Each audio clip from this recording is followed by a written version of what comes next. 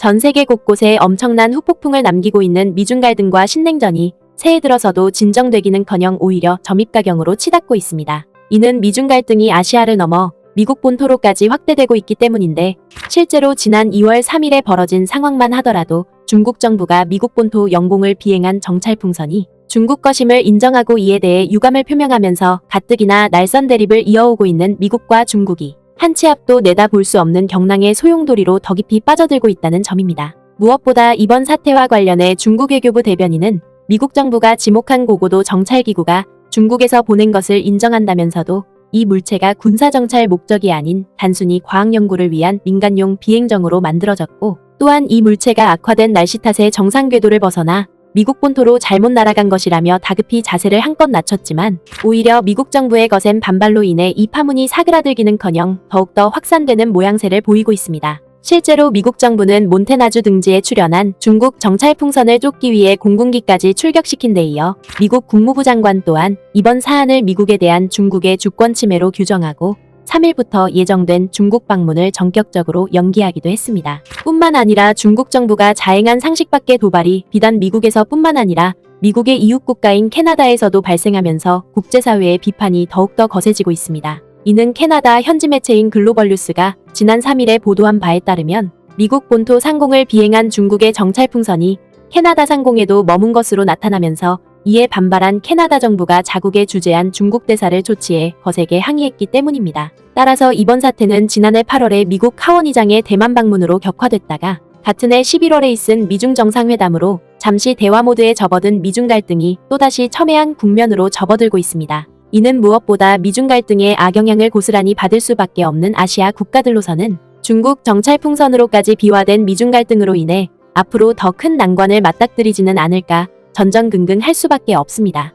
특히 미중 갈등의 직접적인 이해 당사자라고 할 수 있는 대만에서는 이번 사태의 불똥이 자국에 튀지 않을까 촉각을 곤두세우고 있는 가운데 이를 대처할 묘안을 찾기 위해 동분서주하는 모습을 보이고 있습니다. 그런데 여기서 우리가 눈여겨볼 것은 대만이 미중 갈등의 최대 격전지로 불려지는 만큼 오늘날 더욱더 거세지고 있는 신냉전의 위기를 슬기롭게 극복하기 위해서는 중국의 거센 보복에도 굴하지 않고 세계를 무대로 경이적인 경제 발전을 달성해왔던 한국 기업들의 놀라운 대처 능력을 따라 배워야 한다며 대만 매체들의 특집 보도가 쉴 새 없이 이어지고 있다는 점입니다. 실제로 미국에서 중국 정찰풍선 문제가 발생한 같은 날에도 대만의 주요 매체들이 한국 관련 특집 보도를 연거푸 내놓고 나서면서 대만 사회의 감탄이 끊이질 않고 있는 상황입니다. 이와 관련해 지난 2월 3일 대만의 대표 매체인 타이완 뉴스는 이른바 한한령이라는 이름으로 지난 7년간 한국을 상대로 이어져온 중국 정부의 무책임한 경제보복이 오히려 한국보다 중국에 크나큰 경제적 피해를 안겨주고 있다며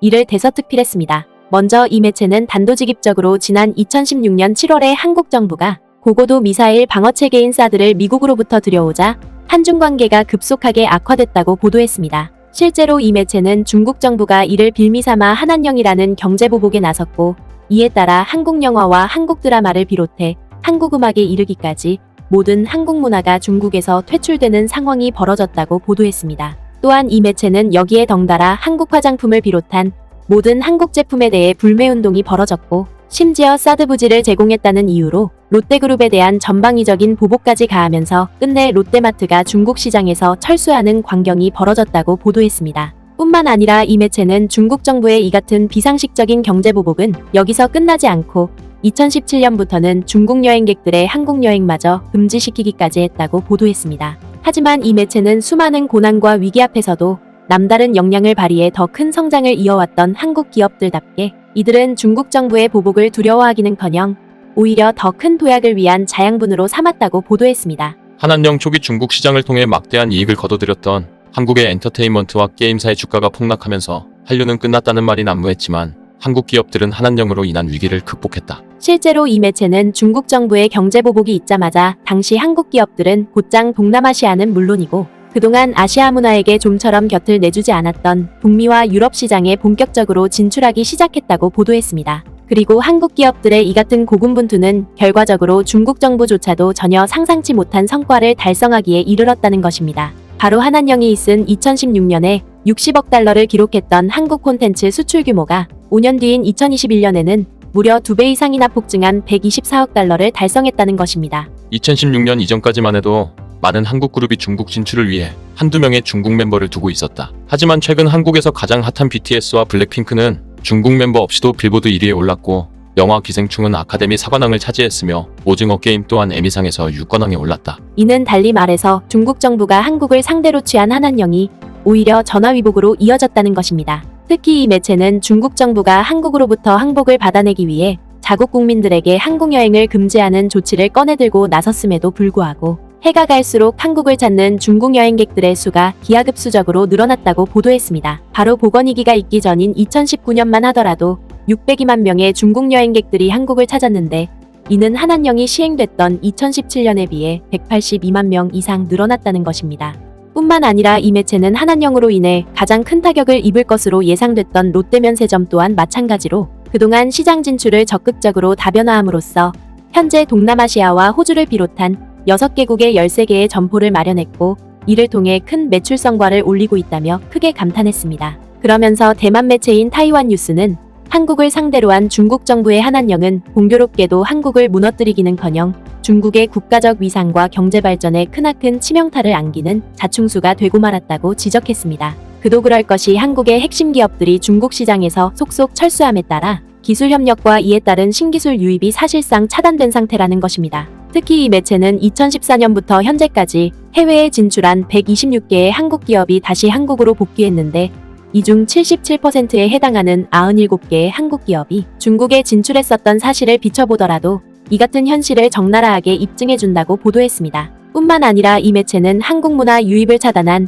중국 정부의 한한령 조치에도 불구하고 오히려 한국 콘텐츠에 대한 중국 국민들의 호감도가 더 상승하고 있다고 보도했습니다. 바로 한국 콘텐츠에 대한 중국 국민들의 호감도가 2016년에는 40%에 머물렀지만 2021년에는 80% 넘게 상승했다는 것입니다. 그리고 이를 반영하듯이 2016년에 18억 1천만 달러에 달했던 한국 콘텐츠의 중국 수출이 2020년에는 45억 7천만 달러에 이를 만큼 급성장을 거듭하고 있다는 것입니다. 하지만 이와 정반대로 한국에서는 중국 정부의 이 같은 비상식적인 경제보복으로 인해 날이 갈수록 반중 정서가 급속하게 뿌리내리고 있고, 이에 따라 중국의 외교 노선에 크나큰 타격을 가하고 있다는 것입니다. 미국의 조사기관인 퓨리서치에 따르면 2015년에 37%에 달했던 한국 내 반중 감정은 2017년에 51%로 치솟았고 2022년에는 80%까지 오름으로써 양국 수교 30년 만에 최악을 맞이했다. 급기야 대만 매체는 최고치에 달한 한국 국민들의 반중 감정은 결국 반도체를 비롯한 여러 산업 분야에서 중국과의 기술 협력을 철저하게 배제시키는 결과로 나타나고 있고, 이에 따라 미중 갈등으로 인해 미국으로부터 전방위적인 경제 제재를 받고 있는 중국 경제가 차세대 미래산업에서도 점차 퇴출되는 상황으로까지 이어지고 있다고 보도했습니다. 이는 달리 말해서 기술 경쟁에서 미국보다 우위에 올라서기 위해 중국 정부가 이른바 반도체 굴기처럼 막대한 국가 예산을 쏟아부을 정도로 신산업 육성에 국가적인 사활을 걸었지만 끝내 한국이라는 영린을 건드리는 바람에 이제껏 본 적 없는 혹독한 대가를 치르고 있다는 것입니다. 또한 이 매체는 외교적으로 놓고 봤을 때에도 중국과 마주한 한국이 중국 정부의 경제보복에 맞서 이른바 인도태평양 전력을 통해 미국과의 동맹 구축에 더 적극적으로 나서게 됐고, 이는 결과적으로 아시아에서 패권을 확장하려는 중국 정부의 외교 노선에 큰 타격을 가하고 있다고 보도했습니다. 실제로 이 매체는 중국 정부의 한한령에 대응하기 위해 세계 곳곳으로 진출했던 한국 문화가 미국과 유럽뿐만 아니라 아시아 각국에서도 엄청난 영향력을 과시함에 따라